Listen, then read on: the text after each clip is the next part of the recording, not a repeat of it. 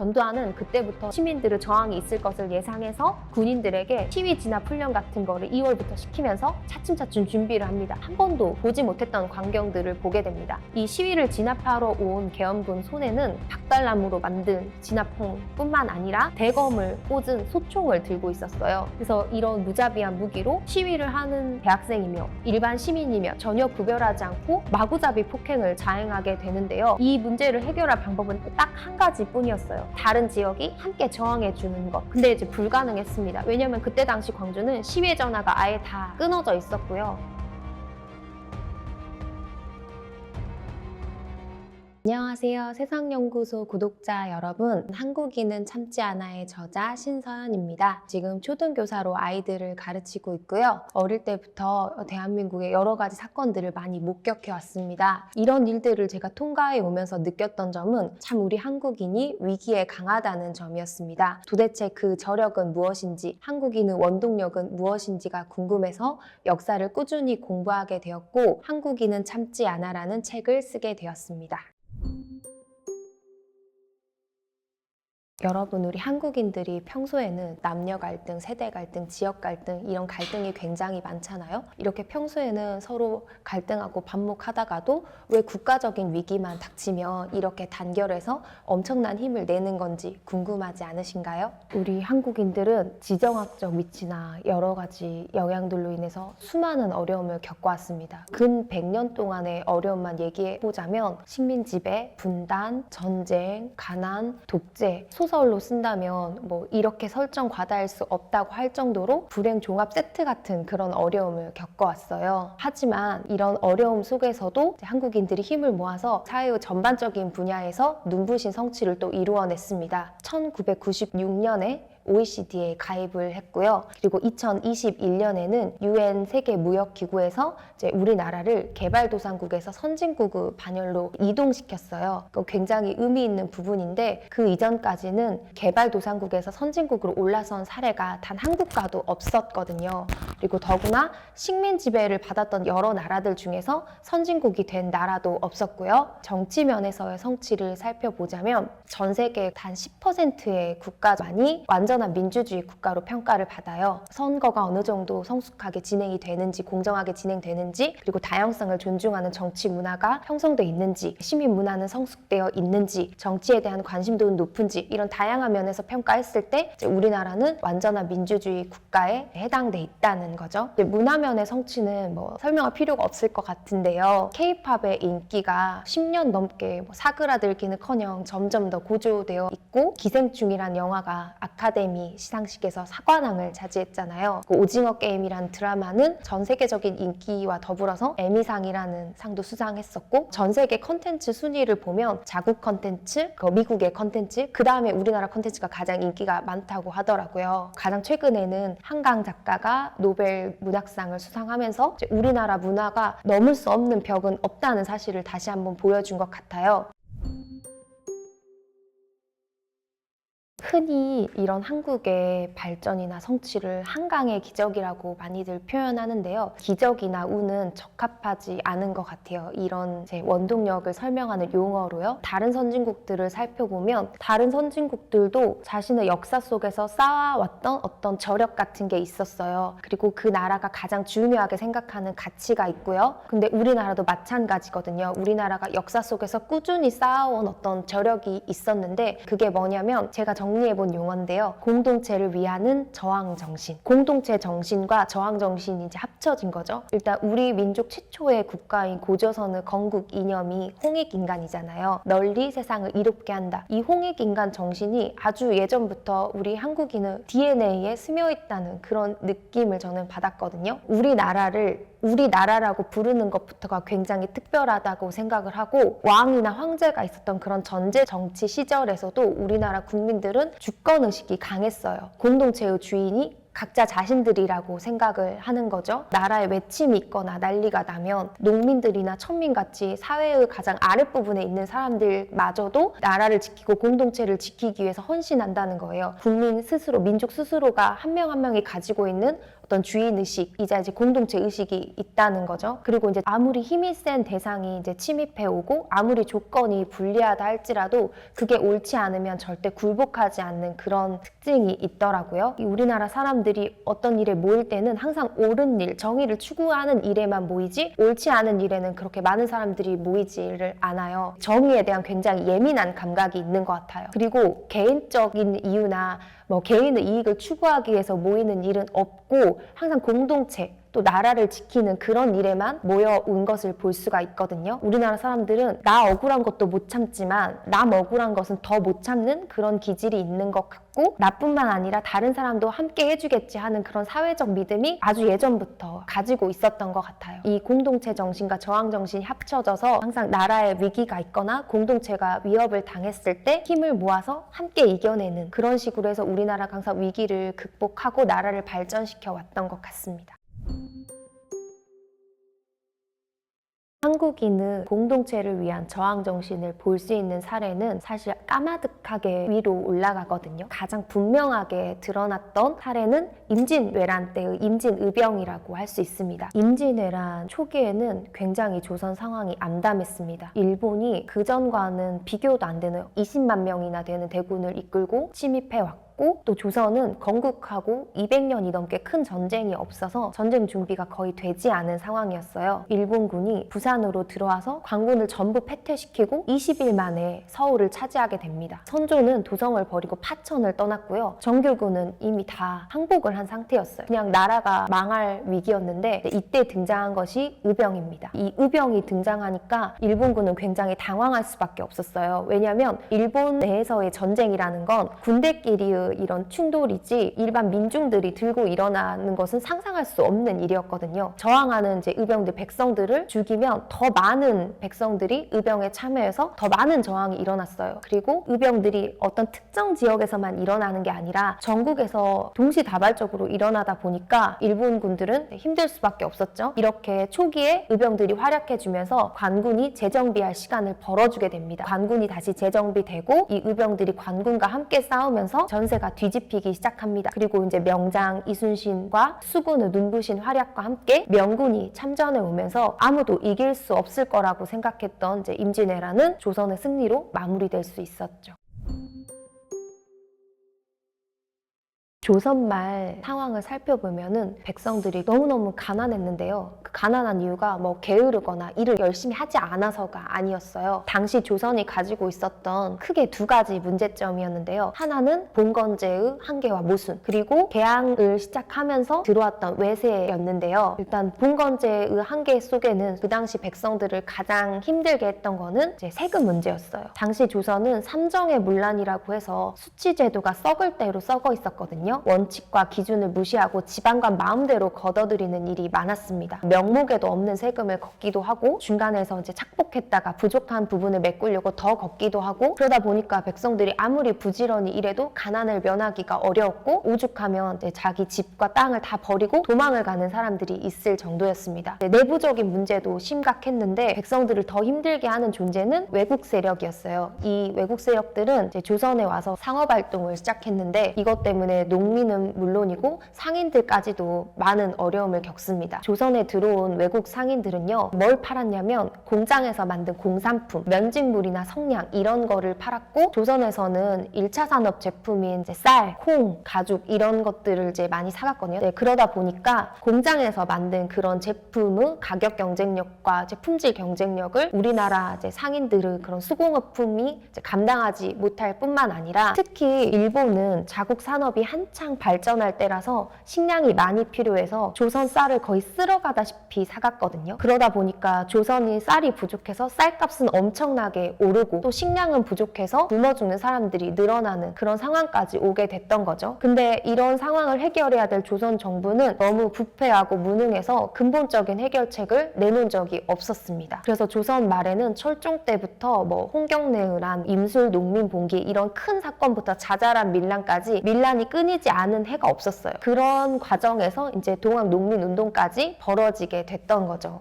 동학이 이제 뭔지 간단하게 설명을 해보자면 1860년에 최재우란 사람이 만든 종교예요. 이제 최재우는 당시 이런 심각한 조선의 문제를 이미 있었던 기존의 사상인 유교, 도교, 불교 같은 걸로는 해결할 수 없겠다 생각을 하고 자기가 이제 만든 이 사상에다가 동학이란 이름을 붙였어요. 근데 이 동학의 가르침이 굉장히 파격적이었습니다. 동학은 모든 사람이 평등하다고 가르쳤어요. 그래서 신분차별, 적서차별, 그리고 남녀차별까지도 부정하고 모든 사람은 평등하니까 서로 돕고 함께 어우러져 살아야 된다, 이런 가르침을 폈거든요. 당시 차별로 고통받던 백성들한테는 와닿는 그런 종교이자 사상이었겠죠. 이제 빠르게 이제 교세를 펼쳐갔는데 당연히 기존 질서를 다 부정하는 이 동학이 조선 조정에서는 눈엣 가시였겠잖아요. 그래서 혹세무민이라는 죄를 씌워서 최재우를 처형하고 동학 믿는 것을 불법으로 만들어버려요. 그래서 동학을 믿다가 들키면 감옥에 가야 했습니다. 이제 상황이 이렇게 되니까 이 탐관오리들이 이번에는 돈이 좀 있어 보이는 사람이 있으면 동학 교도라고 몰아가지고 가두었다가 뇌물을 받고 풀어주는 일이 많았거든요. 이제 그러다 보니까 이제 동학을 원래 믿는 사람들 뿐만 아니라 이 부패한 세상을 좀 바꿔보고 싶은 사람들까지도 동학에 관심을 갖게 돼요. 그래서 동학도 이에 힘입어서 동학을 합법화시켜달라는 교조 신원운동을 전개하게 됩니다. 대형 집회를 열어가지고 이제 동학을 합법화만 주장한 게 아니라 이제 반봉건, 반외세 이런 외침들이 함께 나타나게 돼요. 부정부패를 없애자, 탐관오리를 처벌하자, 그 이상한 세금을 좀 걷지 마라, 일본 세력 타도하자, 이런 주장들이 이제 함께 외쳐지면서 어떤 종교 운동에서 사회개혁 운동으로 점차 발전해 가게 됩니다.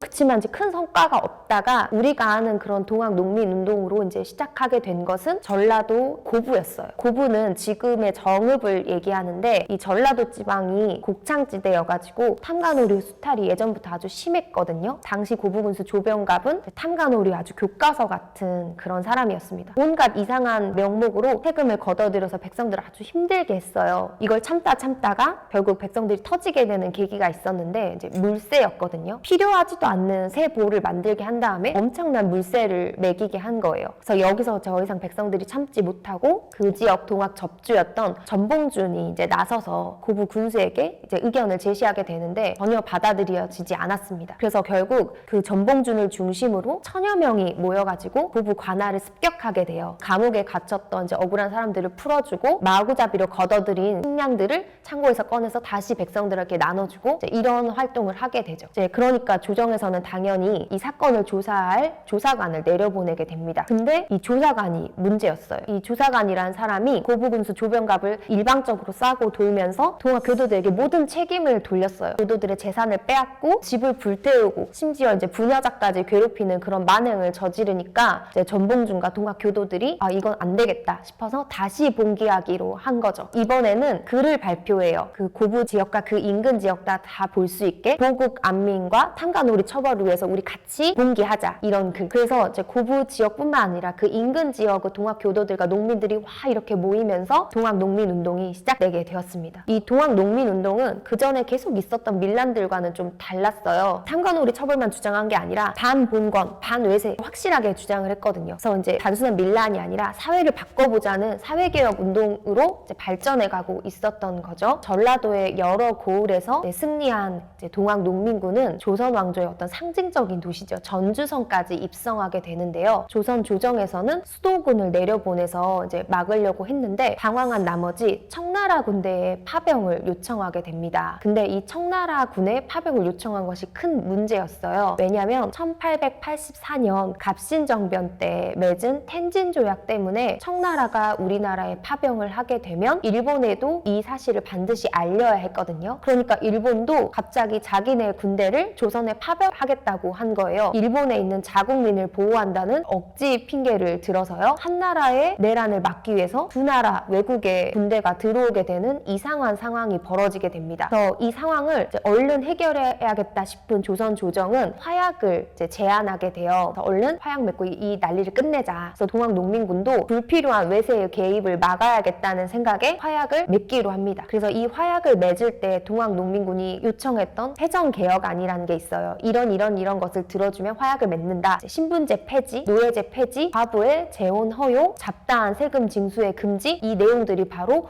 봉건제의 한계를 극복하는 개혁안들이었던 거죠. 화약을 맺은 동학 농민군들은 자기 고향으로 돌아갔습니다. 그러면 일본군도 자기 나라로 돌아가야 되잖아요. 근데 일본군이 돌아가지 않고 남아있는 거예요. 속내는 이거였습니다. 이 조선에서 난리가 난 것을 기회 삼아서 조선에 미치고 있는 청나라의 영향력을 완전히 제거해버리고 조선을 일본 영향력 하에 두겠다. 그래서 일본은 경복궁을 급습해가지고 고종과 명성황후를 인질로 잡고 친일 내각을 세웁니다. 그래서 이 친일 내각이 만든 기구가 군국기무처라는 기구거든요. 이 군국기무처는 고종도 어떻게 손댈 수가 없는 초법적인 그런 기구였어요. 이 군국기무처에서 실시했던 개혁이 가보개혁입니다. 동학 농민군들이 주장했던 패전개혁안 내용들이 다 들어가 있어요. 이렇게 동학 농민군들의 주장이 정부의 개혁안에 반영됐다는 건 굉장히 환영할 일이긴 했지만 가보개혁이라는 것 자체가 일본에 완전히 의지하고 있는 친일 내각에 의한 것이었기 때문에 한계는 많이 있었습니다. 한편 일본은 청나라를 급습해서 청일전쟁을 일으키고 청일전쟁에서 승기를 잡게 됩니다.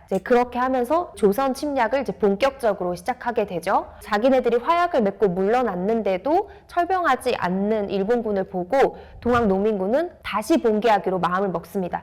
이번에는 일본군을 몰아내기 위한 2차 봉기가 시작되었어요. 그래서 전국에 있는 동학 교도들과 농민들이 이 공주의 우금치라는 곳에서 일본군과 대대적인 전투를 벌이게 됩니다. 동학 농민군이 일본군보다 수는 훨씬 많았지만 농민들이다 보니까 구식 조총이 겨우 가지고 있는 무기였고 그나마도 없어서 농기구 같은 걸로 싸우니까 도저히 일본군은 우수한 화력이나 그런 병력을 당해낼 수가 없었습니다. 그리고 일본군은 이미 조선을 침략하겠다는 마음을 먹고 있었기 때문에 항일 세력, 반일 세력을 새싹부터 잘라내야겠다는 마음으로 동학 농민군을 철저하게 토벌했어요. 그래서 동학 농민군은 결국 이 우금치 전투에서 패배하고 뿔뿔이 전부 흩어지게 되고 전봉준을 비롯한 지도부는 처형당하면서 동학 농민운동도 이렇게 막을 내리게 됩니다. 일본군을 물리치지 못했고 일본군은 조선 침략을 막아내지도 못했지만 이 동학 농민군이 역사에 미친 영향은 굉장히 크거든요. 일단은 국제 정세를 바꿔버려요. 이전까지 동아시아의 패권은 청나라가 쥐고 있었습니다. 그래서 조공을 바치고 이런 관계가 계속 유지되고 있었는데 일본이 청일전쟁을 일으켜서 청나라를 이기면서 몇백 년 동안 청나라가 쥐고 있었던 동아시아 패권은 일본으로 바로 옮겨가게 됩니다. 그리고 일본은 더 이상 조선을 침략하겠다는 그런 속내를 숨기지 않고 조선 침략을 본격적으로 시작하게 되죠. 그리고 두 번째 영향은 구시대의 폐습들을 동학 농민군이 많이 바꿔냈다는 거예요. 그 가보개혁을 통해서 신분제가 완전히 사라졌잖아요. 그 다음에 과부의 재혼 허용이라든지 죄형 법정주의, 조세를 법대로 걷는 것, 과대했던 그 지방 간의 권한을 축소시키는 것, 이런 내용들은 전부 동학 농민군들이 주장했던 내용이었고 이게 다 가보개혁에 반영이 돼서 사회가 그때 크게 변하게 되죠. 물론 친일 내각에 의한 개혁이었기 때문에 한계도 많고 문제점도 많이 있었지만 분명한 건 이때 실시했던 개혁들이 확실히 조선 사회를 더 발전된 사회로 나아가게 하는데 큰 몫을 했다는 것은 부정할 수 없을 것 같아요. 그리고 마지막으로 농민이라는 어떤 계층은 그 사회의 아랫부분에 해당하는 사람들이잖아요. 이 사람들이 역사의 전면에 주인공으로 등장하는 일은 이제껏 거의 없었거든요. 근데 이 동학 농민 운동을 통해서 역사의 엑스트라에만 존재했던 이 농민들 그리고 사회 아래 계층들이 역사의 주인공으로 떠올랐다는 거죠. 그래서 이들이 사회개혁의 주체가 되고 또 정치 주체가 되는 그런 경험이 이때 시작되었고 그 이후로도 역사의 중요한 순간마다 사회의 가장 아랫부분에 위치한 사람들, 평범하고 이름 없는 사람들이 가장 열심히 세상을 좋게 바꾸는 데 참여하는 일이 계속해서 반복적으로 등장하게 돼요. 3.1운동도 그랬고요. 4.19 혁명 때도 그랬고 5.18 민주화 운동 때도 그랬고 6월 항쟁 때도. 그래서 이런 전통이 이때부터 시작돼서 이어져 왔다는 게 굉장히 큰 의미가 있습니다. 그 전에 임진의병에 대해서 이야기를 했었잖아요. 의병이라는 게 나라가 위태로울 때 국민들이 자발적으로 조직하는 군대를 말하니까 그 이후에도 나라가 위기에 처할 때마다 의병은 항상 일어났어요. 임진왜란 이후에 일어났던 정묘호란이나 병자호란 때도 의병이 당연히 있었고요. 나라가 일본에 빼앗길 위기일 때도 당연히 의병이 일어났겠죠. 그래서 이때 일어난 의병을 항일의병이라고 하는데요. 항일의병은 크게 세 시기로 나누어집니다. 을미의병, 을사의병, 정미의병 이렇게 나누어지는데요. 의병이 일어날 때는 언제나 일어날 만한 그런 굵직굵직한 사건, 나라의 큰 위기겠죠. 그런 일들이 있어요. 그래서 이제 을미의병부터 살펴보자면 을미의병은 1895년 을미년에 이제 일어난 의병에서 을미의병인데 을미년에는 을미사변이 일어났었습니다. 을미사변은 명성황후 시해 사건이라고도 하는데요. 한 나라의 왕비가 그 나라 궁궐에서 다른 나라 사람들에 의해서 살해를 당한 아주 끔찍한 극악무도한 범죄였죠. 당연히 한국인들이 참지 않았겠잖아요. 춘과 효를 목숨처럼 여기는 유생들을 중심으로 항일의병이 처음 일어나게 됩니다. 이 의병을 을미의병이라고 해요. 그래서 이 을미의병은 당연히 이제 유생들을 중심으로 일어난 거고 무기나 체계도 변변치 않았기 때문에 일본군에 의해서 금방 진압당하지만 이게 의미가 있는 게 이런 난리 속에 고종이 러시아 공사관으로 몸을 옮길 수 있었다는 거죠. 이 사건을 아관파천이라고 하는데 명성황후 시해 사건 이후에 고종은 경복궁에 잡힌 인질이나 다름없었어요. 그래서 아무런 권한도 없고 아무런 일도 할 수 없는 그래서 을미의병이 난 난리를 틈타서 러시아 공사관으로 몸을 옮기면서 다시 조선이 돌아가는 정세가 변하게 되죠. 그래서 아관파천으로 을미의병은 사그라들지만 조선 사람들 마음속에 항일 정신은 그대로 남아있어서 그 이후 의병 활동으로 이어지게 됩니다. 그 다음 10년 뒤에 다시 의병이 크게 일어나게 되는데요. 을사의병입니다. 을사의병은 이제 이름에서 짐작하실 수 있잖아요. 을사늑약이 맺어졌던 1905년에 일어났던 의병이에요. 왕비가 그 나라에서 다른 나라 사람에 의해서 살해당하는 일보다 더 큰 난리가 있다면 도대체 뭐가 있을까요? 나라를 완전히 뺏기는 일이겠죠. 고종이 아관파천을 단행하면서 러시아 세력이 커지게 되고 대한제국에 대한 러시아 영향력이 다시 커지게 돼요. 그래서 이제 일본은 여기에 위기의식을 느끼고 결국 러일 전쟁을 통해서 러시아 세력을 제거하고 조선에 대한 영향력을 완전히 가지게 됩니다. 그래서 러일 전쟁까지 승리한 일본은 앞길을 막을 나라는 없었어요. 모든 경쟁자가 이제 제거된 거죠. 그래서 을사늑약을 강제로 맺어서 대한제국의 외교권을 빼앗고 통감부를 설치해서 내정을 장악하게 됩니다. 그래서 사실 대한제국은 나라 이름만 남은 껍데기에 불과했고 식민지로 전락한 상태나 다름없었습니다. 이런 상황에서 한국인들의 울분은 당연한 것이었겠잖아요. 그래서 많은 사람들이 이 굴욕감과 분노를 참지 못해서 여러 가지 방법으로 저항을 했습니다. 울분을 못 이겨서 스스로 목숨을 끊는 사람도 있었고요. 을사늑약이 무효라는 상소는 빗발치게 올라왔고 을사늑약을 체결하게 한 을사오적을 제거하자라는 그런 활동들까지 막 이어지게 됩니다. 그리고 당연히 을사의병이 일어나게 되죠. 이 을사의병 때는요, 을미의병 때 참여했던 사람들 뿐만 아니라 그때 미처 참여하지 못한 사람들까지 이제 함께 활동하면서 규모가 커지게 되는데요. 그러고 나서 2년 뒤에는 정미의병이 일어나게 돼요.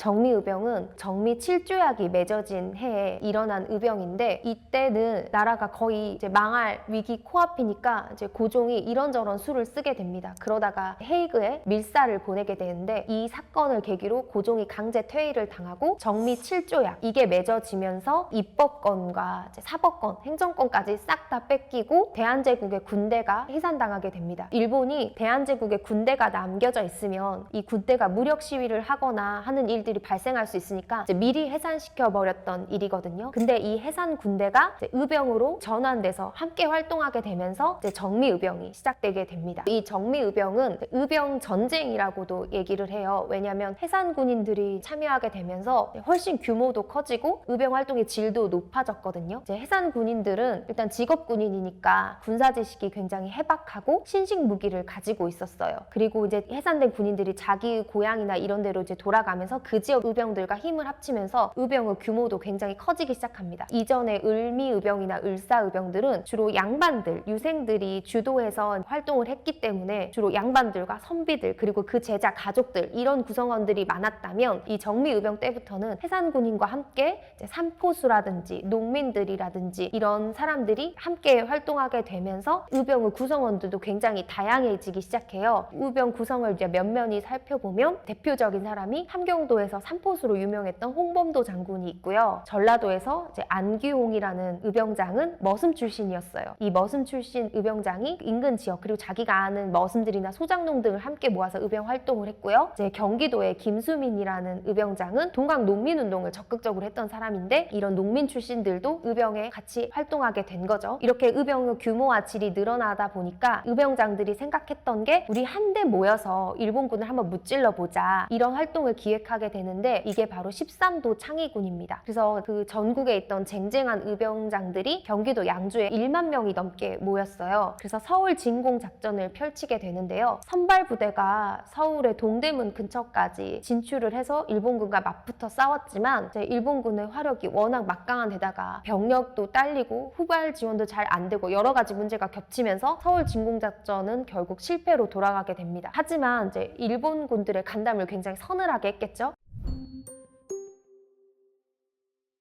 그래서 그때부터 일본 군들이 전국의 의병들을 다 소탕하기 시작해요. 그래서 1909년 정도가 되면 전라도 지역 의병을 제외하고는 거의 대부분의 지역 의병들이 진압당한 상태였죠. 일본군은 아예 의병의 씨를 말려버릴 작정으로 남한 대토벌 작전을 진행하게 되거든요. 그래서 일본 육군 정예부대에다가 헌병 그리고 해군까지 합세해서 전라도 지역을 완전히 포위해서 저인망 작전처럼 샅샅이 의병들을 수색하고 다니기 시작합니다. 그래서 만약 어떤 마을에서 의병을 숨겨주거나 의병에게 먹을 것을 주거나 하는 일이 발생하면 그 마을 전체 사람들을 학살하고 마을 전체를 불태워버리는 그런 만행을 저질렀어요. 그러다 보니까 의병들은 숨을 곳도 없고 도움을 받을 곳도 없었기 때문에 더 이상 국내에서는 의병 활동이 불가능해집니다. 그래서 1909년, 1910년 정도가 되면 의병 활동은 거의 사그라지게 되죠. 그러면 이 의병들은 도대체 어디로 갔나? 국내 활동이 불가능하니까 만주나 연해주로 많이 떠났어요. 그래서 만주나 연해주에서 이제 항일운동을 계속 지속하게 되는데 그 대표적인 이제 사례가 안중근 의사와 이제 홍범도 장군입니다. 안중근 의사는 1907년부터 연해주로 넘어가서 의병 활동을 하고 있었거든요. 그러던 차에 만주에 이토 히로부미가 온다는 소식을 접하게 돼요. 이제 이토 히로부미는 을사늑약의 원흉이자 조선 침략의 원흉인 그런 사람이잖아요. 그러니까 이 안중근이 이토 히로부미를 제거해야겠다는 계획을 세우게 됩니다. 우리가 잘 아는 하얼빈 의거가 1909년 10월 26일에 일어나게 됐던 거죠. 그래서 안중근은 재판에서 당당하게 자신은 대한제국의 의병 참모 중장이고 그래서 적국 정치인인 이토 히로부미를 쏴서 죽인 것은 당연한 일을 한 것이다. 이렇게 밝혔어요. 그래서 후에 있을 독립운동에 굉장히 큰 영향을 미쳤습니다. 그리고 을미의병 때부터 활약했던 홍범도 장군은 나중에 연해주로 넘어가서 항일운동을 계속 지속하게 되는데요. 이제 연해주에서의 활동이 어려워지니까 중국으로 넘어가서 계속 항일운동을 하게 돼요. 그러다가 3.1운동이 있고 나서 독립투쟁이 활발해지면서 독립군이 돼서 독립전쟁에 참여하게 되는데 이때 홍범도 장군이 활약했던 큰 두 가지 전투가 있습니다. 바로 봉오동 전투와 청산리 전투죠. 국내에 또 남아있던 의병들은 어떤 활동을 했냐면 비밀결사 활동을 주로 했어요. 대한독립의군부라든지 대한광복회 같은 비밀결사를 조직해서 군자금을 모으고 일본과 독립전쟁을 준비하는 그런 일들을 했었는데 안타깝게도 일본에 다 발각되면서 목표한 바를 이루지는 못했죠. 그래서 의병 활동의 결과를 이제 놓고 보자면 사실 일본의 침략을 막아내진 못했죠. 하지만 굉장한 의미가 있는 게 의병 활동은 독립정신의 시초가 됐다는 거예요. 특히 무장 독립투쟁의 뿌리가 됐다는 점에서 굉장히 의미가 있습니다. 의병 활동을 했던 사람들은요 대부분 다 독립운동가가 되었어요. 그리고 그 나중에는 독립군이 돼서 일본하고 계속 싸웠습니다. 그리고 이 독립군은 후에 임시정부의 군대인 또 광복군이 되었어요. 그래서 끝까지 일본에 저항하는 모습을 보여줍니다. 그리고 현재 우리나라 국군의 뿌리도 이제 독립군과 광복군에서 찾을 수 있으니까 항일 의병 활동이 당시에는 실패였어도 이제 우리에게 남겨진 것은 굉장히 많다고 봐야겠죠.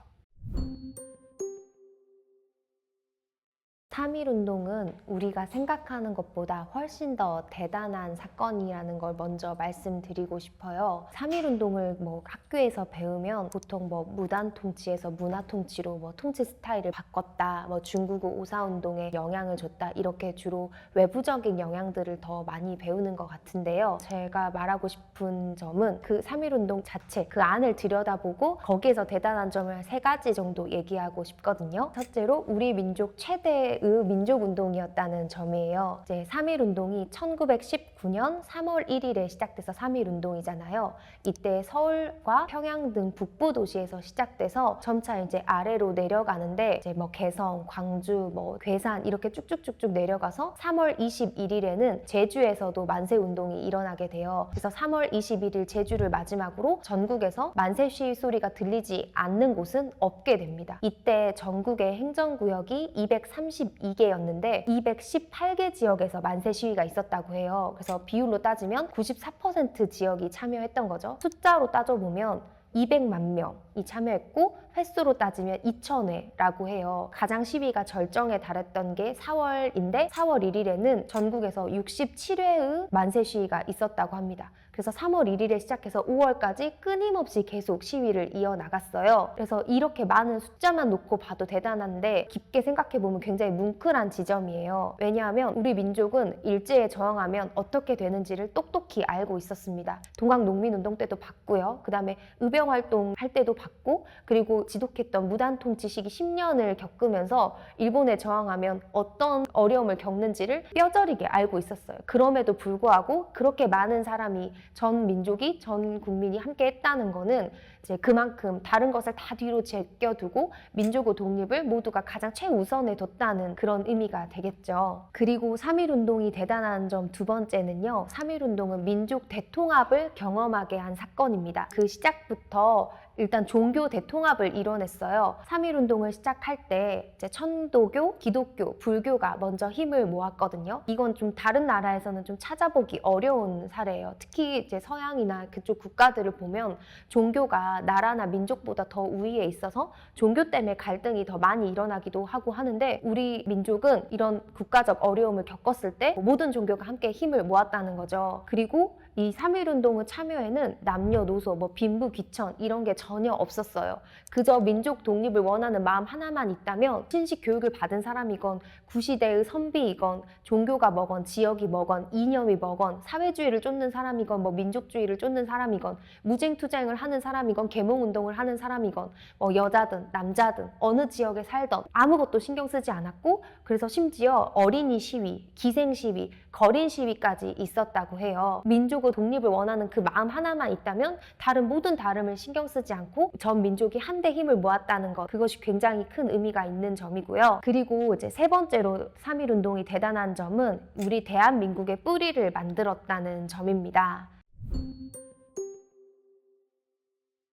이 석 달 동안 이루어졌던 이 3.1운동은 결국 우리 민족의 독립을 가져오지는 못했지만 전 세계와 일본한테 똑똑하게 보여줬어요. 우리 민족은 일본의 식민 지배를 정말 눈꼽만큼도 원하지 않고 독립을 원한다. 이걸 이제 만천하에 보여준 거잖아요. 그리고 우리 민족도 서로 확인을 한 거죠. 아, 나만 독립을 원하는 게 아니라 저 사람도 원하고 저 사람도 원하고 우리 민족 전체가 이걸 원하는구나. 이거는 임시정부를 만들 수 있는 근거를 마련해 주거든요. 우리가 모두가 독립을 원하고 독립을 또 선언했고, 그렇다면 남은 것은 조선 총독부가 아닌 우리만을 위한 우리의 정부잖아요. 그래서 이때 당시에 이미 국내외에 여러 단체들이 임시정부 수립 운동을 하고 있었어요. 이 3.1운동을 기점으로 1919년 4월 11일에 임시정부 설립 운동을 하던 사람들이 전부 힘을 모아서 대한민국 임시정부를 만들게 됩니다. 그래서 이 대한민국 임시정부가 이어져서 현재 대한민국 우리 정부가 있게 된 거거든요. 그래서 이 사실을 재헌헌법부터 이미 분명하게 이제 선언해 두었어요. 유구한 역사와 전통에 빛나는 우리 대한국민은 대한민국 임시정부의 전통을 계승한다. 이렇게 우리나라 대한민국 헌법 전문이 시작해요. 우리나라 이제 헌법이 대한민국 정부 수립 이후로 전부에서 9번이 바뀌었거든요. 근데 이 9번 개헌을 하는 동안 이 부분이 빠진 적은 단 한 번도 없었어요. 그러니까 아무리 세월이 흐르고 뭐 정권이 아무리 변하더라도 대한민국 국민이라면, 우리 민족이라면 이 3.1운동의 가치와 정신을 부정할 수 없다라는 그런 뜻이 되는 거겠죠. 3.1운동 때 잔뜩 겁을 먹은 일본은 통치 스타일을 우선 바꾸게 됩니다. 수십 년간 공들인 식민지를 잃을 수는 없었기 때문에 무단 통치를 버리고 이제 문화 통치로 이제 통치 스타일을 바꾸게 되는데요. 그러면서 뭐 내선 일체, 이제 조선인과 뭐 일본인은 하나다. 그리고 뭐 동아 정책, 조선인을 일본인과 똑같게 만든다. 이런 얘기를 하면서 이제 우리 민족을 분열시켜 갔는데요. 이렇게 뭐 내선일체 동아 정책을 펼쳤지만 사실은 그 조선인과 일본인을 아주 극심하게 차별했습니다. 그래서 일단은 조선인들에게는 조선에서는 일본 헌법이 적용되지 않았어요. 그래서 기본적인 권리들을 많이 제한당했습니다. 참정권도 없었고 뭐 경제적인 면을 살펴보면 똑같은 일을 해도 임금을 일본인과 똑같은 만큼을 받을 수가 없었고 뭐 회사를 설립한다든지 운영한다든지 하는데도 제약이 굉장히 많았고요. 특히 이런 차별을 가장 잘 보여주는 사례가 바로 교육이었어요. 우리 조선인들은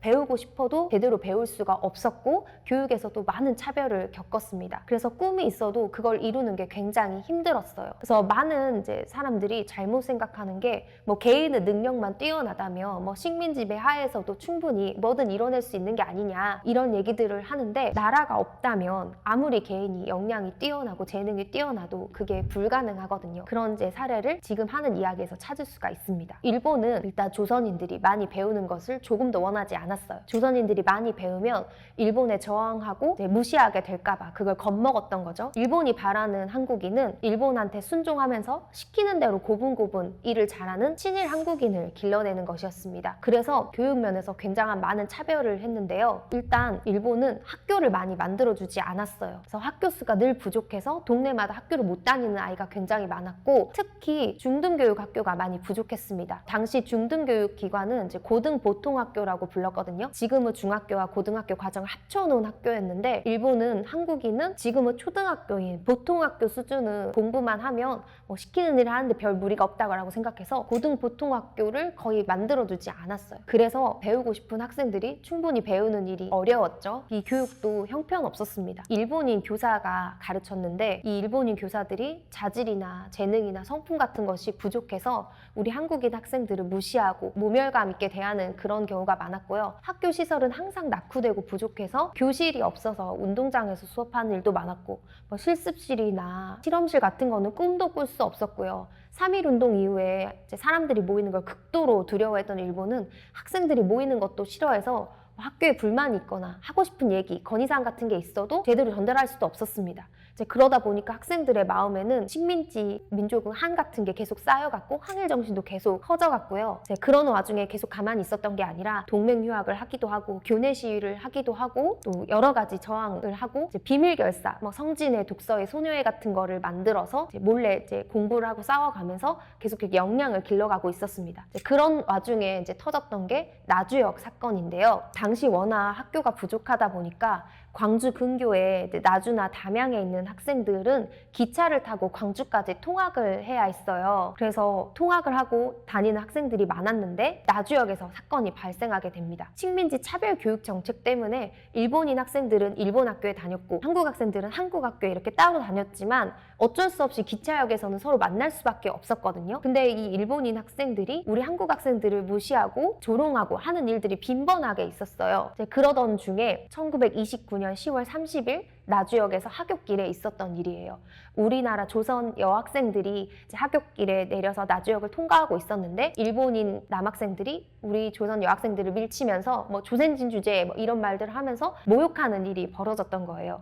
이제 이 장면을 우리 한국 남학생들이 보게 됐고 이제 당연히 참을 수 없었겠죠. 그래서 일본 학생들과 한국 학생들이 이제 다툼이 벌어지게 되는데 진압하려고 왔던 일본 경찰이 일방적으로 조선 학생들을 막 나무라고 조선 학생들한테만 뭐라고 하면서 그런 식으로 대충 사건이 수습되게 됩니다. 그러니까 당연히 이 마음속에는 이제 억울함이 쌓여 있었겠죠. 그러고 며칠 뒤에 11월 3일은 일본 메이지 유신 기념일이자 우리 한국 사람들에게는 음력으로 개천절이었어요. 이날은 이제 일요일이었는데도 메이지 유신 기념식에 참석하라고 학생들을 등교시켜둔 터였거든요. 근데 그 전에 그런 일이 있었다 보니까 우리 한국 학생들은 일본 국가인 기미가요를 부르지 않을 작정이었고 신사참배도 거부할 작정이었습니다. 그러고 있던 차에 먼저 신사참배를 마치고 왔던 일본인 남학생들을 정면으로 부닥뜨리게 된 거예요. 그래서 이제 다시 한번 큰 싸움이 벌어지게 됐죠. 그래서 막 우여곡절 끝에 이 싸움은 일단락이 됐지만 이미 이렇게 마음에 붙어진 불은 꺼지지 않아서 이제 학생들은 학교 담장을 벗어나서 거리로 나가기 시작합니다.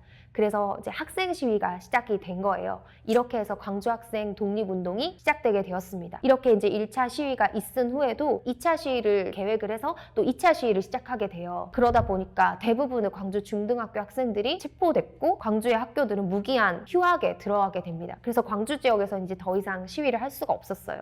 그래서 광주 인근의 뭐 나주, 한평, 목포 이런 등지에서 배턴을 이어받아서 시위를 이어나가게 됐고 이 시위 불꽃이 이제 서울까지 전달돼서 12월에는 서울 중등학교 학생들이 학생 시위를 벌이게 되는데 서울의 거의 모든 중등학교 학생들이 참여했다 할 정도로 열기가 아주 대단했습니다. 그래서 이 서울 시위가 이제 다른 도시들, 뭐 성진이나 뭐 함흥이나 이제 부산 같은 이런 다른 도시로 퍼지게 되면서 광주에서 시작된 학생 독립운동이 전국으로 이렇게 퍼지게 돼요. 그래서 이 시위에는 이제 중등학교 학생뿐만 아니라 뭐 실업학교, 전문학교, 심지어 초등학교 학생들이 해당하는 보통학교 학생들까지 참여하게 되면서 일본은 식민지 교육 정책이 완전히 실패했다는 사실을 이제 보여주게 되었죠. 그래서 이런 이제 학생들의 시위를 이제 전국적인 시위로 발전시켜 보려고 당시 큰 항일 단체였던 신간회가 농민과 노동자까지 함께하는 전국 시위로 발전시키려고 했지만 일본한테 사전에 발각되면서 그건 이제 물거품이 됐고요. 이 학생 시위는 새 학기가 오고 봄이 되면서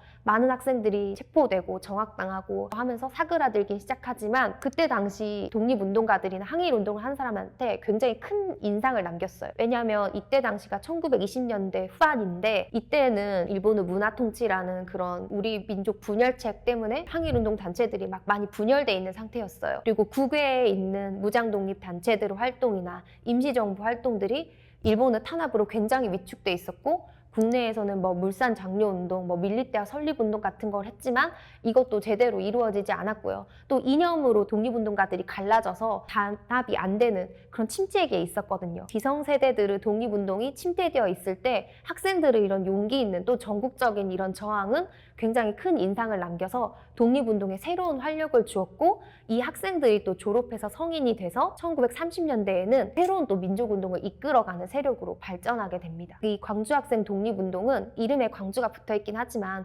전국적인 학생 독립운동이었고요. 3.1운동 이후에 가장 큰 최대 규모의 항일운동이었습니다. 그래서 이렇게 학생들이 나라가 어려운 일에 처했을 때 가장 선두에 서서 이 활약을 하는 모습은 그 뒤의 전통으로 계속 이어져서 4.19 때도 찾아볼 수 있고 5.18, 뭐 6월항쟁 이런 데서 계속 찾아볼 수 있는 우리의 전통으로 굳어지게 됩니다.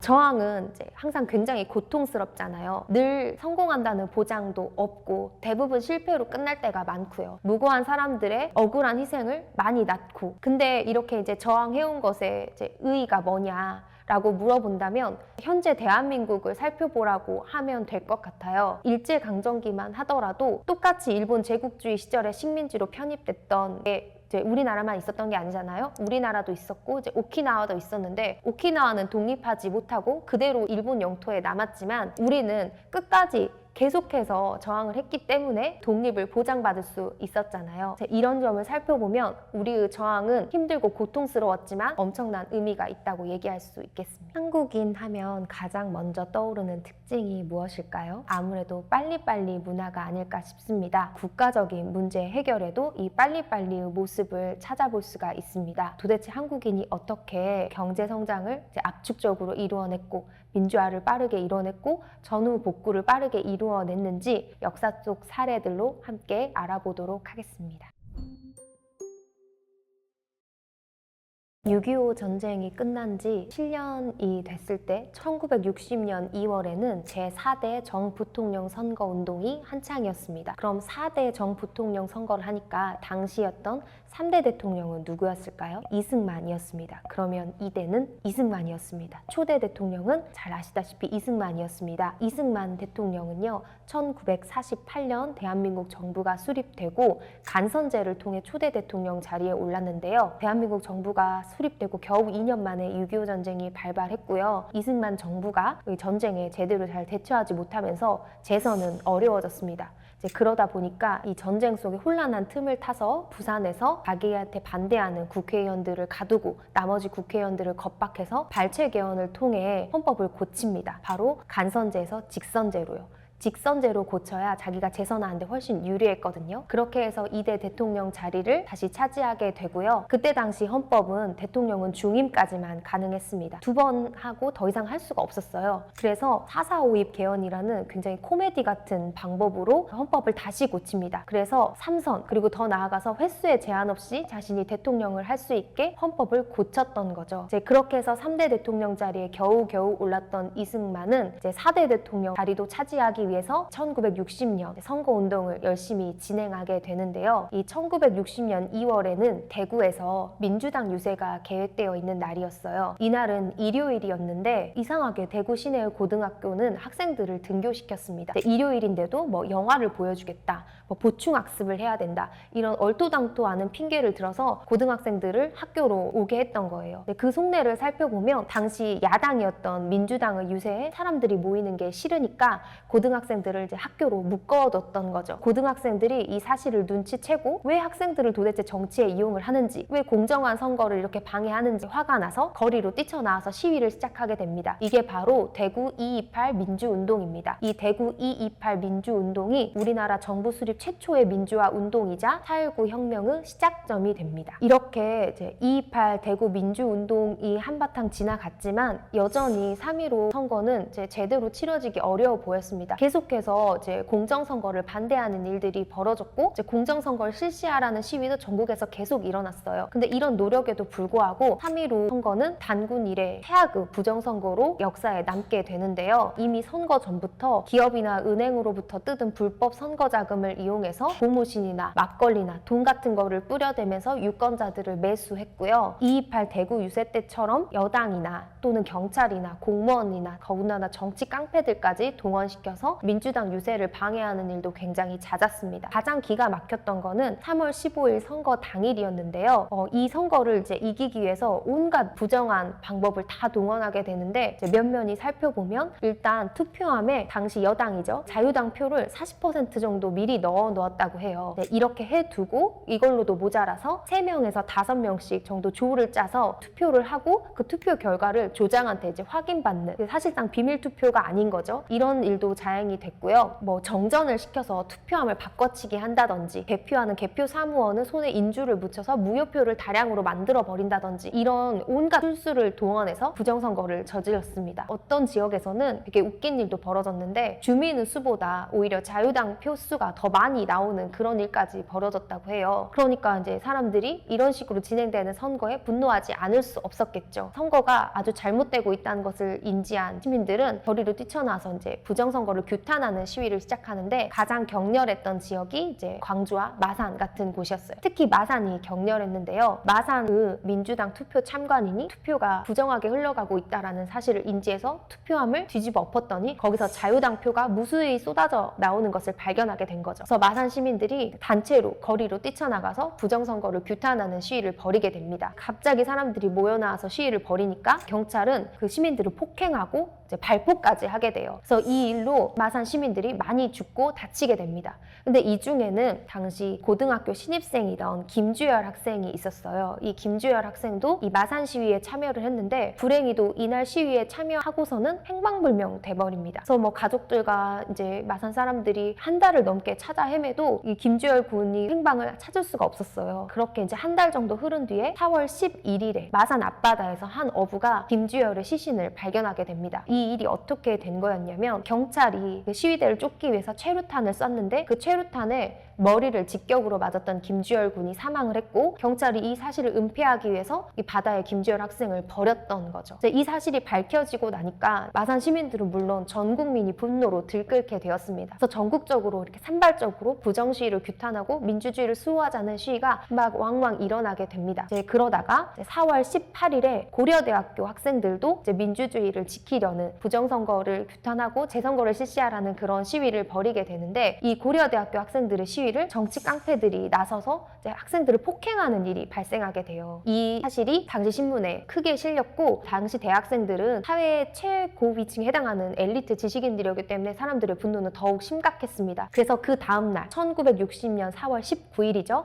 이때 처음으로 전국에서 동시다발적인 시위가 벌어지게 됩니다. 그래서 우리가 그 4.19 혁명을 4.19 혁명이라고 부르게 되는 이유가 된 날이 바로 이 날이에요. 그래서 전국의 각종 대도시에서 크게 이제 시위가 벌어졌고 특히 이제 서울에서는 10만 명의 시민들이 모여서 경무대를 향해서 시위를 향해 가게 되는데 경찰은 시민들을 향해서 또 발포를 하게 돼요. 그래서 이날만 해서 전국에서 115명이나 되는 아주 많은 사람들이 희생당하게 됩니다. 일이 이 지경까지 이제 벌어졌는데도 이승만 정부는 시위하는 시민들이 뭐 공산당의 사주를 받고 있다 이런 식으로 모함하면서 이 사태를 제대로 수습하지 못합니다. 그리고 이제 권력에 자꾸 미련을 두면서 이제 자꾸 문구적되고 있었죠. 그러는 사이에 계속 전국에서는 시위가 계속 벌어졌고요. 이렇게 지지부진한 사태에 마침점을 찍어주는 일이 발생하는데 바로 4월 25일 교수단의 시위였습니다. 대학 교수들이 나서기 시작한 것이었는데요. 고등학생, 대학생 이런 어린 학생들이 민주주의를 지키기 위해서 목숨을 걸고 또 이제 희생당하고 하는 모습을 당대 최고 지식인인 대학 교수들이 더 이상 외면할 수 없었던 거죠. 그래서 교수단의 시위가 이제 벌어지니까 그 뒤를 학생들과 시민들이 뒤따르게 되고 어린이며 노인까지 이렇게 합세하면서 그 다음 날인 4월 26일까지 대대적으로 시위가 벌어지게 됩니다. 그래서 또 다시 10만 명이 넘는 인파가 서울에 모이게 됐어요. 그래서 드디어 이승만은 대통령 자리에 물러나겠다는 이제 선언을 하고 하야하게 됩니다. 4.19 혁명은 우리나라 민주주의의 첫 승리라고 말할 수 있습니다. 이게 어떤 의미가 있는 것이냐면요. 대한민국 정부가 수립된 게 1948년이에요. 그리고 4.19 혁명이 일어난 게 1960년이고요. 민주공화국, 그러니까 주권재민이라는 개념을 경험한 게 딱 12년밖에 되지 않았던 시점이었어요. 그리고 전쟁이 끝난 지는 겨우 7년. 그러니까 전쟁 복구하고 먹고 사는 일이 힘들고 그때 당시에 실업률도 높고 굉장히 다들 힘들던 시기였단 말이에요. 그러니까 민주주의의 어떤 가치나 정신 같은 게 많이 흐릿해져 있을 시기였는데 국민들이 그 헌법에 적혀져 있는 그 주권은 국민에게 있다는 그 사실을 직접 실천해서 보여주는 일을 단 12년 그리고 전쟁 끝난 지 단 7년 만에 해냈다는 게 엄청난 일이라는 거죠. 그래서 이런 점을 보면 우리나라 민주주의는 1948년에 대한민국 정부가 수립돼서 시작된 게 아니라 이미 그 전부터 우리 민족, 우리 국민들 마음속에는 민주주의의 개념이라든지 국가에 대한 주인의식 같은 게 이미 역사 속에서 충분히 쌓여왔다는 그런 증거로 볼 수 있습니다. 그리고 이 민주주의의 첫 승리는 이후 민주화 운동에 굉장히 큰 자신감을 주게 됩니다. 원래 100점도 맞아보내가 계속 맞는 거잖아요. 성공 경험을 하게 되면 다시 이뤄낼 수 있다는 그런 자신감이 생기는 거잖아요. 그래서 이때 첫 민주화 운동의 승리는 그 이후에도 우리나라 민주주의가 위기에 처했을 때 우리 국민이 힘만 모은다면 언제든지 다시 이런 어려움을 이겨내고 민주주의를 다시 되찾을 수 있다. 이런 자신감을 심어준 그런 사건이 되었습니다. 4.19 혁명이 있고 겨우 1년이 지났을 때 1961년이죠. 박정희라는 군인이 군대를 이끌고 쿠데타를 일으켜서 이제 정권을 잡게 되는데요. 박정희는 4.19 혁명 이후 혼란해진 나라를 안정시키기 위해서 자기가 잠시만 권력을 잡았다가 나라가 안정이 되면 물러나겠다는 약속을 했습니다. 하지만 이 약속은 지켜지지 않았고요. 이제 이승만처럼 여러 번 헌법을 억지로 고쳐가면서 무려 18년 동안이나 대통령으로 집권을 하게 됩니다. 이 시기에 안보가 항상 불안하고 경제 발전이 우선이라고 하면서 늘 민주주의는 뒤편으로 밀려나게 되었습니다. 그리고 자신에게 반대하는 사람들은 납치라든지 테러라든지 고문 같은 비인간적인 방법으로 이제 잔인하게 누르는 일이 많았죠. 그래서 이제 민주화를 부르짖었던 사람들은 억울한 희생을 많이 당해야 했습니다. 이렇게 해서 이제 장기 집권을 한 박정희는 마지막 선거에서 겨우 이긴 후에는 박정희는 유신헌법이라는 헌법을 만들게 되는데요. 대통령한테 온갖 권한을 다 몰아주는 아주 이상한 헌법이었습니다. 그래서 이 헌법을 통해서 이제 박정희는 종신 대통령을 꿈꾸게 되는데, 그러다 보니까 시민들의 저항도 갈수록 커져만 갔습니다. 그러다가 이제 일어났던 사건이 1979년 부마 민주항쟁인데요. 박정희 정권은 그런 포갑적인 독재 정치에 사람들이 저항을 갈수록 심하게 하면서 이제 벌어졌던 일이에요. 이 사태를 어떻게 수습하고 어떻게 헤쳐나갈지에 관해서 지도부층에서 여러 가지 의견이 있었고 내분이 벌어지게 됩니다. 그 내분에서 일어난 사건이 바로 12.6 사태예요. 12.6 사태로 박정희는 당시 자기의 오른팔이었던 중앙정보부장 김재규의 총에 맞아서 사망하고 맙니다. 이 12.6 사태로 등장하게 되는 게 또 다른 독재자인 전두환인데요. 이제 12.6 사태로 권력의 공백이 생기자 이 권력의 빈틈을 파고들어서 자기가 권력을 차지하려고 등장했던 게 바로 군인이었던 전두환이었죠. 전두환은 어떤 사람이냐면 1961년에 박정희가 쿠데타를 일으켜서 정권을 잡았을 때 육군 사관학교 생도들을 모아가지고 이 쿠데타에 찬성을 하는 거리 행진을 주도했던 사람이에요. 그래서 이 일로 박정희 눈에 들었고, 그래서 군대의 요직을 거쳐가면서 이제 승진가도를 달리게 된 그런 사람이었습니다. 그래서 12.6 사태 때도 이 사건 진상을 조사하는 합동수사본부장을 맡고 있었어요. 이때 사람들의 바람은 이제 박정희가 죽었으니까 얼른 유신헌법을 없애고 다시 헌법을 고쳐서 대통령을 국민 손으로 직접 뽑고 민주주의를 회복하는 것이었습니다. 하지만 이제 전두환은 그럴 생각이 전혀 없었죠. 그래서 12.12 군사 내란을 일으킵니다. 자기 의견에 반대하는 군대의 다른 간부들을 싹 제거해버립니다. 그래서 이 사건을 가지고 만들었던 영화가 작년에 1,000만 관객이 들었던 바로 서울의 봄이라는 영화입니다. 이렇게 해서 대한민국 군대를 완전히 장악한 전두환을 막아설 세력은 이제 사실상 없게 되었어요. 그래서 전두환은 그때부터 시민들의 저항이 있을 것을 예상해서 군인들에게 시위 진압 훈련 같은 거를 2월부터 시키면서 차츰차츰 준비를 합니다. 언론도 장악하고, 그러다가 이제 5월 17일에는 내란을 일으켜서 정부를 완전히 장악하고 비상계엄을 전국으로 확대하게 되는데요. 5월 17일 내란이 있기 전에 사람들은 그래도 민주주의에 대한 희망을 버리지 않았습니다. 그래서 이제 새학기가 오고 이제 대학들도 다시 이제 개강을 하고 하니까 민주화를 요구하는 시위가 전국에서 이제 계속 벌어졌는데요. 이때 희망에 잠깐 부풀었던 시기를 서울의 봄이라고 부릅니다. 하지만 이런 사람들의 열망을 다 눌러버리고 전두환은 5월 17일 내란을 일으켜서 완전하게 이제 대한민국을 장악을 하게 되죠. 그래서 이 5.17 내란으로 전국 대학에는 휴교령이 떨어지고 민주화 운동을 했던 사람들과 유력 정치인들은 다 잡혀가게 돼요. 그리고 모든 정치활동은 일체 금지가 됩니다. 이렇게 5.17 내란으로 모든 희망이 다 사라졌을 때 끝까지 저항했던 세력이 있었는데 그게 바로 광주 시민들이었습니다. 특히 대학생들을 살펴보면 대학생들은 만약에 일이 잘못돼서 휴교령이 떨어지게 된다면 그래도 우리 전남대학교 앞에서 만나서 계속 시위를 이어나가자, 이런 약속을 했었대요. 그래서 5월 17일 내란이 벌어지고 전국 대학의 휴교령이 떨어져서 계엄군이 대학으로 진입해 왔을 때도 광주 대학생들은 전날 했던 약속을 잊지 않고 5월 18일 오전부터 일찍 전남대학교 앞에 모였습니다. 그래서 비상계엄령을 해제하라, 휴교령을 철폐하라, 이런 구호를 외치면서 이제 계엄군과 대치를 하게 되죠. 근데 이 계엄군이 대학생들을 진압봉으로 이제 폭행을 하면서 거칠게 연행해가는 일이 발생합니다. 여기에 이제 분노한 대학생들은 시내를 돌아다니면서 시위를 벌이게 돼요. 이렇게 시위가 발생하니까 그 대학에 주둔해 있던 계엄군들이 시내로 빠져나와서 시위하는 사람들을 진압하게 되는데, 이때 광주 시민들은 그 전에는 한 번도 보지 못했던 광경들을 보게 됩니다. 이 시위를 진압하러 온 계엄군 손에는 박달나무로 만든 진압봉뿐만 아니라 대검을 꽂은 소총을 들고 있었어요. 그래서 이런 무자비한 무기로 시위를 하는 대학생이며 일반 시민이며 전혀 구별하지 않고 마구잡이 폭행을 자행하게 되는데요. 믿을 수 없는 수준의 잔인한 폭력에 시민들은 큰 충격을 받게 되죠. 전두환과 신군부는 다른 지역에서는 전혀 없었던 저항이 광주에서만 일어나니까 공수부대를 추가로 내려보내게 됩니다. 근데 당시 광주 인구가 80만이 채 안 됐거든요. 근데 80만이 채 안 되는 그 도시에 공수부대 3개를 내려보내게 된 거예요. 그래서 전쟁이 난 것도 아닌데 그렇게 엄청난 병력이 도시에 주둔하게 된 거죠. 그래서 계엄군의 만행은 갈수록 심해져서 시민들에게 발포까지 하게 됩니다. 그 계엄군의 총에 맞아서 죽은 사람까지 이제 발생하게 됐습니다.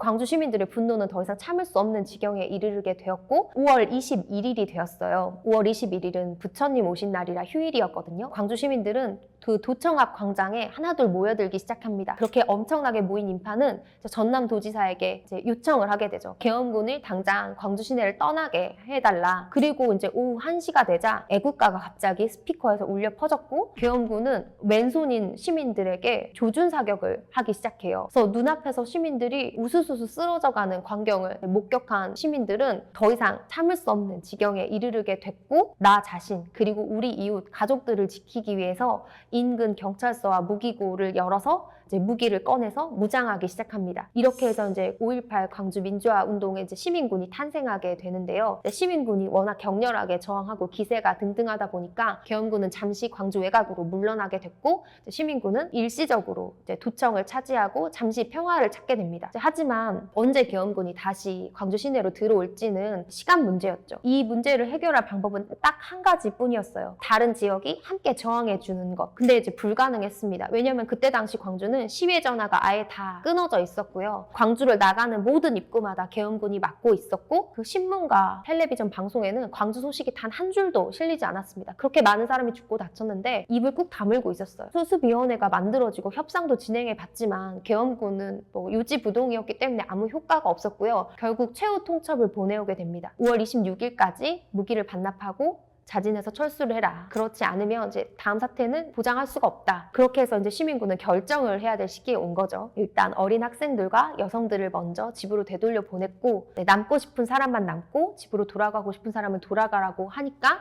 남았던 시민군이 300~400명 정도 됐다고 해요. 그래서 이 사람들은 끝까지 도청을 지키기로 한 거죠. 여기서 물러나 버리면 그동안의 희생이나 노력 같은 게 그냥 아예 없던 일이 돼버리고 마는 거니까. 그래서 목숨을 걸고 남았던 그 사람들이 지키면서 싸웠지만 계엄군을 이겨낼 수는 없었죠. 그래서 손쉽게 마지막 시민군들을 계엄군은 진압을 하고 전두환은 자기의 저항하는 모든 세력을 다 제거한 채 11대 대통령 자리에 오르게 됩니다. 그리고 이제 또 헌법을 살짝 고쳐서 다시 7년 임기의 12대 대통령 자리까지 오르게 돼요. 그래서 도대체 민주주의는 언제 회복이 되는 건지, 언제 국민들이 대통령을 직접 국민 손으로 뽑을 수 있는지는 굉장히 답답한 일이 되었습니다. 이렇게 대통령 자리에 오른 전두환은 자기에 반대하는 사람들을 철저하게 다 탄압했어요. 일단 자기에 반대하는 그런 세력들은 다 정치권 바깥으로 몰아냈고 그런 사람들을 이제 고문하거나 이제 가두거나 하는 식으로 철저하게 탄압했습니다.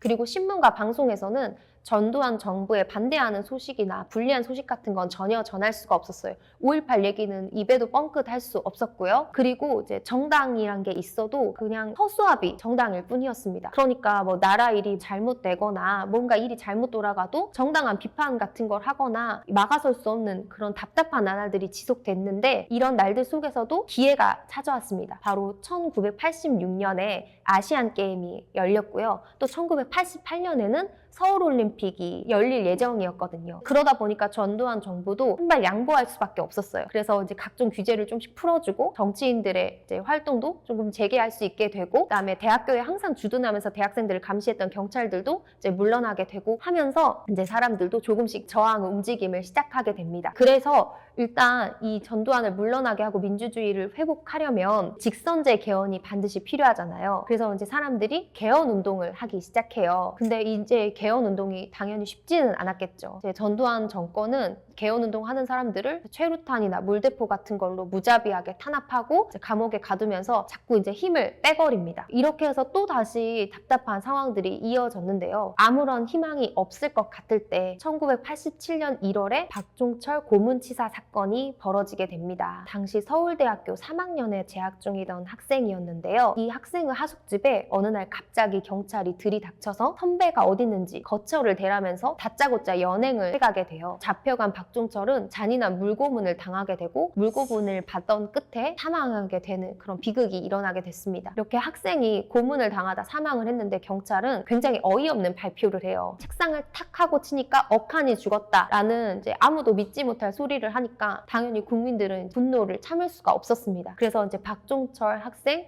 이제 추모 집회 같은 거를 막 기획을 하고 준비를 하게 되는데 당연히 정부에서는 그런 일을 못하게 철저하게 이제 막았고 그냥 몇 명의 책임자를 처벌해서 꼬리 자르기를 하는 식으로 이 사태를 수습하려고 했습니다. 그러다가 전두환은 4월에 4.13 호원 조치라는 발표를 하게 돼요. 이 호원 조치라는 게 뭐냐면 지금 자신을 대통령 자리로 만들어줬던 현재의 헌법을 계속 지켜가겠다는 거예요. 사람들이 그렇게 개헌을 바라고 개헌 운동을 지속하고 있었는데 이제 전두환은 호원하겠다. 개헌은 말도 꺼내지 마라 하고 아예 못을 박아버린 거죠. 박종철 고문치사 사건과 함께 4.13 호원 조치까지 얹어지니까 국민들은 판단을 하게 됩니다. 전두환 정부와는 더 이상 대화가 통하지 않겠구나 해서 사람들의 흩어져 있던 관심을 독재 타도와 민주주의 수호와 개헌으로 이제 한 번에 모아주는 오히려 그런 효과가 일어나게 돼요. 그래서 4.13 호원 조치는 전두환이 자기 자리를 지키려고 했다가 오히려 역풍을 불러일으키는 효과가 되게 되죠. 이때 이후로 평소에 정치에 전혀 관심이 없던 사람들도 독재 타도와 개헌에 관심을 이렇게 한 번에 모아주는 그런 계기로 발전하게 됩니다. 그래서 여기에 이제 탄력을 받아서 이 개헌을 바라고 민주주의 회복을 바라는 사람들이 힘을 모아서 단체를 하나 만들어요. 정치인, 지식인, 대학생, 종교인 이런 사람들이 국본이라고 이 개헌 운동을 이끌어갈 어떤 지도부 같은 것을 만들게 되는데 이 국본이 첫 시위 날로 결정한 게 6월 10일이었습니다. 그래서 우리가 이 6월 민주항쟁 60 민주항쟁 이렇게 부르기도 하는 거거든요. 이 6월 10일은 전두환의 여당인 민자당의 대통령 후보를 결정하는 날이기도 했어요. 그래서 민주주의 운동 세력이나 이제 독재 옹호 세력이나 모두에게 되게 중요한 날이었는데 이 6월 10일 첫 시위를 앞두고 전국의 대학에서는 사전 집회를 또 열게 돼요. 그래서 6월 9일에 이제 연세대학교에서도 사전 집회를 열게 되는데 이 연세대 사전 집회에도 1000여 명이 넘는 학생들이 모여서 시위를 하게 됩니다. 근데 또 이 시위를 막는다고 경찰들이 몰려와가지고 체루탄을 쏘게 돼요. 학생들을 흐트러뜨릴 목적으로. 근데 이 체루탄에 이한열이라는 연세대학교 학생이 머리에 직격으로 맞으면서 피를 흘리며 쓰러지게 되는데요. 이 장면을 집회를 취재하러 왔던 기자들의 카메라에 그대로 담기게 됐고 이한열 학생이 피를 흘리며 쓰러지는 장면이 신문에 그대로 보도가 되면서 그 다음날 6월 10일에는 엄청나게 많은 사람들이 집회에 참여하게 되는 효과를 낳게 됩니다. 이게 마치 4.19 혁명 때 김주열 학생 시신이 발견되고 전국으로 확 시위가 퍼졌던 것과 굉장히 유사한 모습을 보이잖아요. 역사는 반복된다는 말이 이제 맞는 것 같습니다. 6월 10일에 첫 집회가 시작되고 그 이후부터 전국에서는 계속해서 쉬지 않고 시위가 벌어졌습니다. 사람들은 5.18 광주의 교훈을 잊지 않았어요. 그때 광주가 혼자서 외롭게 고립돼서 시위를 했기 때문에 무고한 시민들은 억울한 희생을 낳았다는 사실을 잊지 않고 전국에서 동시에 쉬지 않고 계속해서 시위를 진행했던 거죠. 전국에서 끊임없이 시위가 발생하니까 이 시위를 경찰은 도저히 막을 수가 없었습니다. 그래서 전두환은 또다시 군대를 풀어서 시위를 막을 계획도 세우게 되는데요. 이때는 다음 해가 바로 서울올림픽이 계획돼 있어서 전 세계의 이목이 한국에 집중되어 있었기 때문에 서울 한복판에다가 군인을 푸는 것은 일단 어려웠고요. 더 힘들었던 것은 5.18 때도 계엄군을 풀어서 무고한 사람들의 희생을 통해서 정권을 잡았는데 또다시 그런 일을 반복하는 건 정권에 심각한 부담을 주는 일이었기 때문에 결국 군대를 풀어서 시위를 막지는 못했습니다. 다급해진 이제 전두환은 호원 조치를 다시 거두어 들인다, 호원 조치를 취소한다 라는 발표를 부랴부랴 했지만 시민들은 여기서 멈추지 않고 끝까지 계속해서 시위를 이어나가면서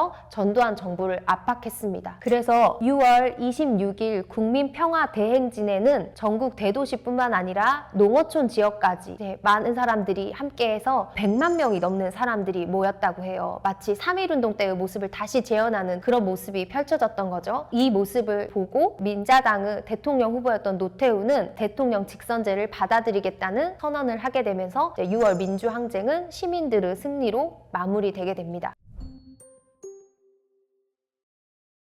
1987년 6월 민주항쟁으로 대한민국은 정치적 민주화를 이뤄내긴 했지만 여전히 대한민국에는 해결해야 할 문제들이 줄로 서 있었습니다. 이런 문제를 해결해야 될 대표자들은 국민이 직접 선거를 통해서 뽑은 사람들이긴 했지만 늘 일을 잘하는 것은 아니었어요. 대한민국에는 통일 문제, 경제 문제, 교육 문제, 안전 문제, 환경 문제 이렇게 수없이 많은 문제들이 있었지만 이들은 그런 문제를 해결하는 데 애를 쓰기보다는 가끔은 자기 사익을 추구하거나 부정부패를 일으키거나 오히려 이제 민주주의를 수호하기보다는 이제 민주주의 가치를 훼손하고 법을 위반하는 일을 저지르는 그런 대표자들도 많았습니다. 그래서 그럴 때마다 이런 문제를 해결하기 위해 우리 한국인들은 어떤 방법을 선택했냐면 바로 촛불 집회였습니다. 가장 대표적인 사건을 몇 개 이야기해보자면 일단 2002년에 있었던 효순이, 미선이, 추모 촛불 집회, 이게 바로 우리가 알고 있는 촛불 집회의 시작이라고 볼 수 있는 사건이고요. 이 사건을 통해서 촛불 시민이라는 새로운 정치 주체가 이제 등장하게 됐다는 게 굉장히 의미 있는 부분입니다. 평소에는 그냥 자기 일을 이렇게 하고 있던 평범한 뭐 주부라든지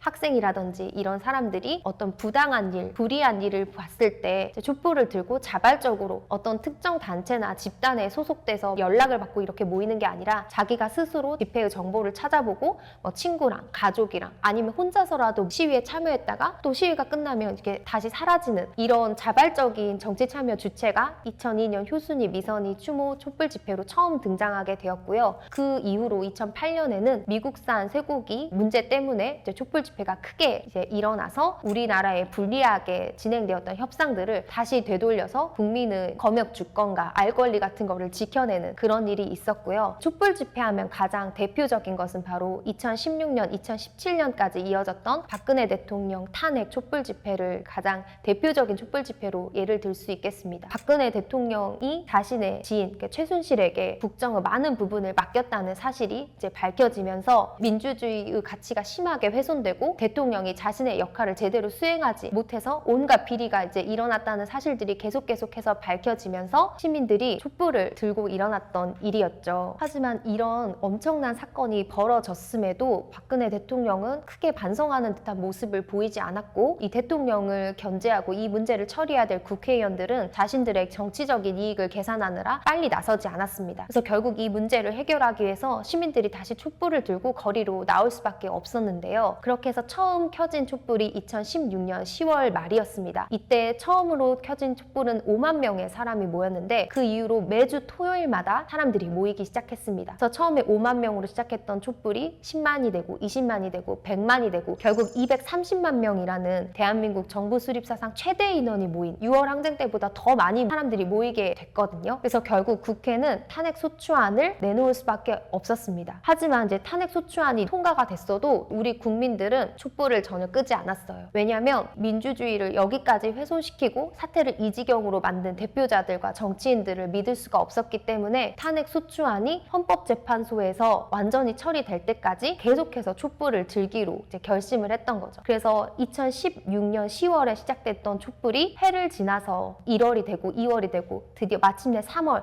10일에 헌법재판소에서 만장일치 의견으로 박근혜 대통령 파면을 결정하는 그날까지 이제 촛불이 꺼지지 않고 5개월 동안 켜져 있었습니다. 이 사건은 땅바닥에 처박혔던 민주주의를 시민들이 촛불을 들어서 건져낸 그런 사건이었죠. 한국의 촛불 집회는 사람들에게 깊은 인상을 남겼는데요. 미국 신문 워싱턴 포스트는 대한민국은 전 세계에 민주주의를 어떻게 하는 건지를 알려주었다, 이런 표현을 써서 극찬을 했고요. 독일 신문인 디 차이트는 미국인과 유럽인들은 한국인들로부터 민주주의를 수호하는 방법을 배울 수 있다고 이렇게 표현하면서 한국의 촛불 집회에 굉장히 큰 관심을 보여주었는데요. 이럴 수밖에 없는 게 사실 전 세계적으로 민주주의가 위기라고 합니다. 전 세계의 정치권이 돌아가는 상황을 보면 나라마다 극우가 득세하거나 극좌가 득세하는 일이 많고요. 이 민주주의라는 정치 제도가 현재 여러 나라들이 겪고 있는 그런 자본주의 병폐라든지 양극화라든지 이런 문제들을 잘 해결하고 있지 못하는 그런 회의론들이 많이 퍼져 있어요. 네, 이런 민주주의의 전 세계적 위기 상황 속에서 이제 한국인들이 이 민주주의를 시민들의 힘으로 지켜내고 대통령을 파면시키는 결과를 가져온 것은 굉장히 고무적인 일인 거죠. 특히나 이제 아시아 국가들은 서양보다 민주화가 늦기도 했고 아직도 대다수의 많은 아시아 국가들이 권위주의적인 정치 문화를 많이 가지고 있어요. 더군다나 이제 한국 근처에 있는 비슷한 경제 대국인 중국이나 일본에서는 전혀 찾아볼 수 없는 모습이기도 하고, 요새 아시아 국가들 이란이나 미얀마 같은 데는 다시 과거의 권위주의 시절로 되돌아가는 그런 모습을 많이 보이고 있거든요. 그런 틈바구니 속에서 아시아 국가인 대한민국이 분단이라는 된다는 그런 리스크를 안고 있으면서도 민주주의 방식 그대로 그리고 평화적인 방식을 통해서 민주주의를 다시 수호해내고 부패한 권력을 몰아내는 일을 성공해냈다는 점이 깊은 인상을 남겼다고 봅니다.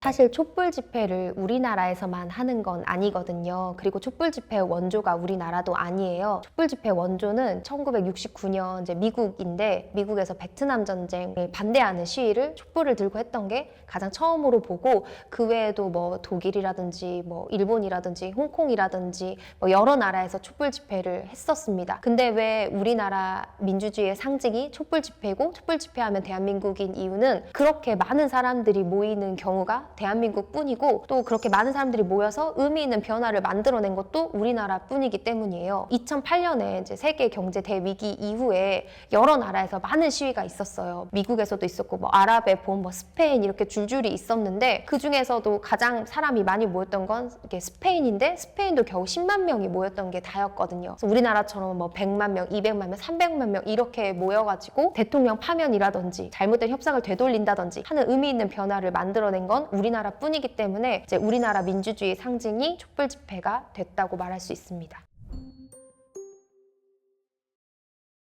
한국인들이 문제를 해결하고 위기를 극복하는 모습을 쭉 살펴보면 세 가지 정도 공통점을 찾을 수가 있어요. 첫 번째는 특별히 지도하는 지도자가 없다라는 것입니다. 뭐 인도의 간디라든지 뭐 쿠바의 체게바라라든지 뭐 러시아의 레닌이라든지 이렇게 딱 들으면 바로 알 수 있는 그런 특별한 지도자가 우리나라 사건들에는 없어요. 그래서 막 떠올려 보면 뭐 3.1운동도 그렇고 6월 민주항쟁도 그렇고 3.1운동에 민족대표 33인이 있었다고 하지만 그 사람들은 그냥 계획하고 진행하는 일만 했지 전면에 나서서 실행하고 성공해낸 사람들은 아니거든요. 6월 민주항쟁도 국본이라는 지도부가 있긴 했지만 국본도 그런 진행하는 역할만 맡았지 결국 이거를 성공으로 이끌어내고 실제로 실행한 사람들은 그냥 그저 평범한 보통 사람들이었다는 점이 우리나라 문제 해결 모습의 첫 번째 특징이라고 얘기할 수 있습니다. 그리고 두 번째 특징은 다양한 사람이 모였다는 점이에요. 어떤 특정한 계층이나 특정한 집단이 이렇게 모여서 한 게 아니고 성별이나 이념이나 지역이나 종교나 이런 거 전혀 신경 쓰지 않고 특히 뭐 여자라든지 어린이라든지 서민 이렇게 평소에는 전면에 드러나지 않는 어떤 소외된 사람들도 항상 적극적으로 나섰다는 게 우리나라 위기 극복 모습의 특징입니다. 그 다음에 뭐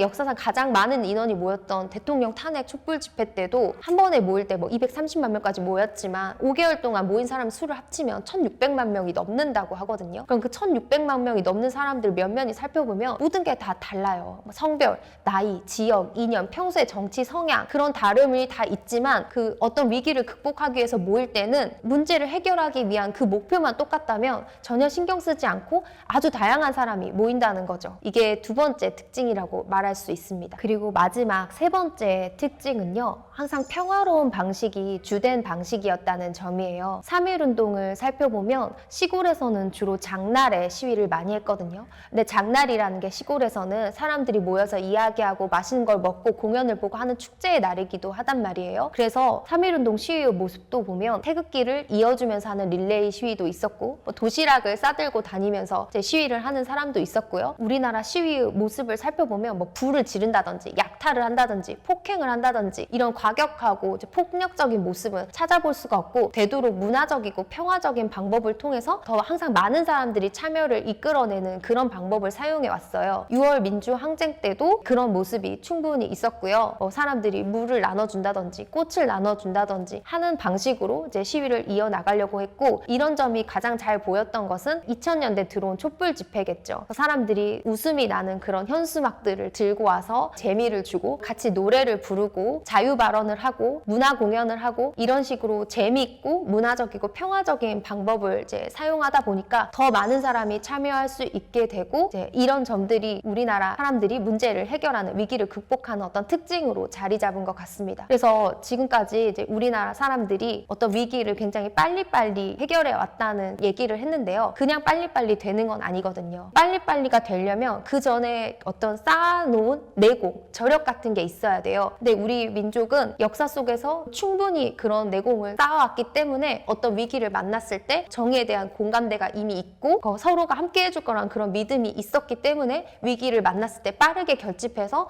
엄청난 단합력으로 문제를 해결할 수 있었다고 봅니다. 요새 다시 우리 사회가 많은 문제를 갖고 있다고 하잖아요. 사람들이 걱정이 많잖아요. 남녀 갈등도 많고 지역 갈등 여전히 많고 세대 갈등도 많고 사람들이 어떤 정신적 가치를 추구하기보다는 돈만 쫓는 황금 만능주의 문화도 많고 그래서 많이들 걱정하는데 저는 여전히 이제 한국인들의 이런 역사 속 그 저력과 유전자에 흐르는 공동체 정신을 믿고 있습니다. 그 가장 대표적인 예가 최근에 코로나19 사태라고 생각하거든요. 사회적 거리두기를 스스로 실천하고 전 세계에서 가장 높고 빠른 백신 접종률을 보여줬고 그런 안전 수칙들을 지키고 마스크를 스스로 쓰면서 세계에서 가장 잘 코로나19 사태를 극복해낸 나라라는 평가를 또 불과 몇 년 전에 받았었잖아요. 그래서 다시 우리나라의 어떤 전 국가적인 민족적인 위기가 찾아온다면 우리 DNA에 흐르는 그 공동체를 위한 저항 정신이 다시 발현이 돼서 어떤 어려움이건 다시 극복해낼 수 있을 거라는 그런 믿음을 저는 가지고 있습니다.